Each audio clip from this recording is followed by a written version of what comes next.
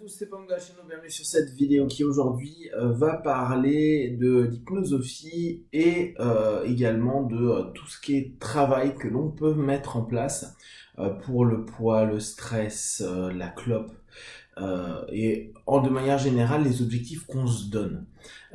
Alors, je trouve que c'est important de bien prendre en compte que parfois on a l'impression, on se focalise sur une idée, à se dire voilà, faut absolument que je sois moins timide, faut absolument que je perde du poids, faut absolument que j'arrête de cloper, faut absolument que je n'ai plus cette phobie parce que et très souvent on a donc une orientation de notre démarche thérapeutique, qu'elle soit au travers d'un thérapeute, qu'elle soit au travers d'un boulot d'auto coaching, etc.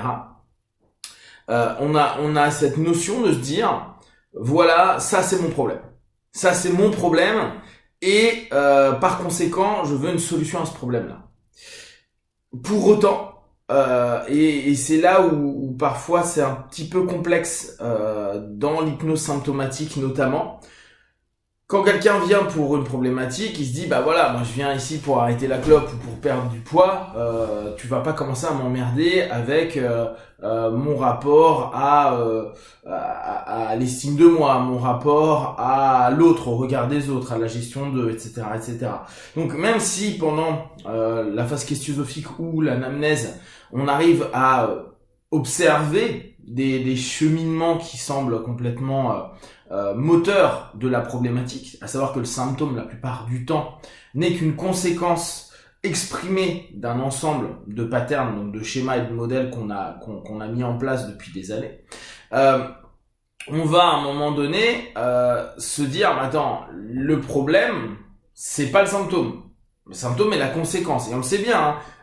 C'est pour ça que assez régulièrement, je reviens sur cette notion-là, à dire, voilà, il y a l'aspect symptomatique qui engendre une forme d'hypnose et de PNL, de coaching, etc.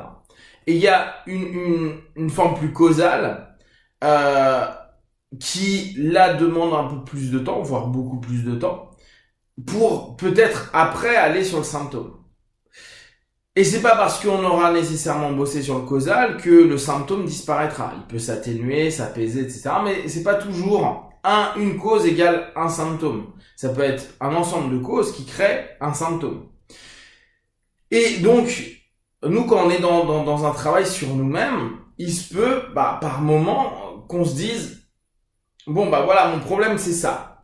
Sauf qu'à côté, on se rend bien compte qu'on a plein d'autres soucis. Que on angoisse énormément, que on dort pas la nuit, que on s'énerve pour rien, etc., etc. Et je pense qu'il est hyper important pour le praticien de pouvoir dire à ses partenaires, attends, ta priorité là, c'est, d'après ce que tu me dis, c'est pas ça. Oui, mais moi je veux arrêter la clope, je veux perdre mes kilos, je veux enlever ma phobie. J'entends bien, et je pense que tout praticien se dit bon ok, on va t'enlever ça, on va faire ça, et puis après on pourra bosser plus profondément. Mais il y a des moments où c'est pas le cas, c'est-à-dire que on peut focaliser sur le symptomatique et se dire bon on va faire arrêt du tabac, gestion anxiété et poids, et après X sessions, il n'y a pas de feedback. Et le partenaire dit attends, ça marche pas le système. C'est pas que ça ne marche pas nécessairement, c'est que nous-mêmes, dans notre globalité, on n'est pas ok pour arrêter le tabac maintenant, pour perdre du poids maintenant, pour être moins anxieux. Parce que derrière, ça peut être un signal, un rappel, ça peut être plein d'éléments, et que c'est qu'il y a autre chose à aller gérer avant.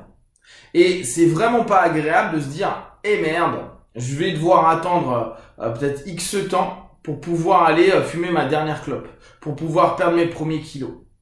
Parce que avant, j'ai des éléments qui sont hyper importants à gérer et qui sont prioritaires. Une anxiété liée à quelque chose qu'on a vécu il y a des années, qu'on a voulu passer à l'as et qu'on dit ouais c'est bon. Et très souvent qu'on peut même retrouver, ne serait-ce que pour une simple discussion pendant pendant la phase questionnosophique où on se rend compte que la personne dit non mais ça c'est bon, je l'ai géré, c'est plus un problème. Là moi je viens pour tel problème. Donc souvent il nous reparle de son symptôme.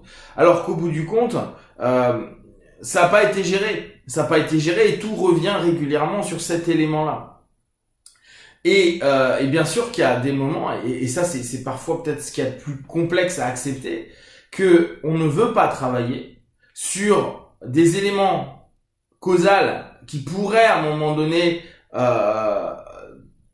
un feedback ou en tout cas décanter une situation, parce que c'est des éléments qu'on ne veut absolument pas toucher. C'est des éléments que très souvent on estime connaître. Non, c'est bon, j'ai capté mon problème. Ça fait des années que j'en parle à ma psychanalyste, ça fait des années que j'en parle à mon psychologue, etc. Je sais où est le problème. Là, ce que je veux, c'est solutionner le truc parce que le savoir, ça m'apporte rien.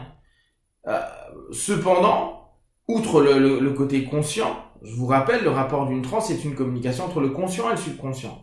Donc la conscience, c'est bien de l'avoir, et la compréhension de la résultante subconsciente, elle est importante à avoir. Maintenant, il y a un problème de communication et d'orientation. Le conscient a compris que sa problématique datait de X temps.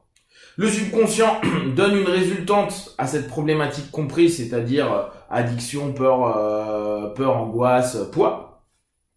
Mais à partir d'un moment, il va falloir capter qui lead quoi. Est-ce que c'est une transe subconsciente? Est-ce que c'est une transe une transe trop consciente, une transe trop subconsciente, et pouvoir permettre un nouveau dialogue possible. Ce qui ne veut pas dire que du jour au lendemain, tout va être mis à plat et que automatiquement tout va se gérer. Et cette résistance inconsciente, parce que c'est vraiment là où ça devient intéressant. Quand on va dire ouais mais attends mais je sais que j'ai des problèmes, je les connais, je les ai vus, j'en ai parlé, j'ai déjà fait des sessions sur ça, etc., c'est géré. Et pour autant, quand on fait que de revenir sur cette problématique qui semble pas du tout gérée en réalité, sinon on ne reviendrait pas aussi facilement, on s'aperçoit que nous-mêmes, on crée une résistance. Et on va dire, mais non, moi j'ai pas de résistance pour perdre du poids, j'ai pas de résistance pour arrêter le tabac, j'ai pas de résistance pour être moins anxieux. Et pourtant si, parce que en ne travaillant pas à un moment donné sur un des aspects causaux ou l'ensemble, parce qu'on dit non mais ça c'est traité, ou j'ai pas envie de revenir dessus, ou j'ai pas envie de parler de mon passé, ou j'ai pas envie de ceci, ou j'ai pas envie de ça, ce qu'on peut comprendre, on est en fait en résistance sur l'élément symptomatique, c'est-à-dire la résultante d'un élément non géré en amont. Alors bien sûr, en PNL, je me souviens de Ben Lord qui dit ouais mais on s'en fout, il n'y a pas de compensation, il n'y a pas de... Il y a pas nécessairement besoin de retourner à la cause. Si on vire le problème se barrera. La logique, moi je l'ai eu pendant des années, c'était vraiment ce que je pensais. Pour autant, pour voir régulièrement sur des thèmes très communs, donc clope, anxiété, phobie, poids, etc., on se rend bien compte que si on veut gérer le symptôme, qu'importe les techniques PNL, hypnose, méta, ce que tu veux, très souvent, ça bloque.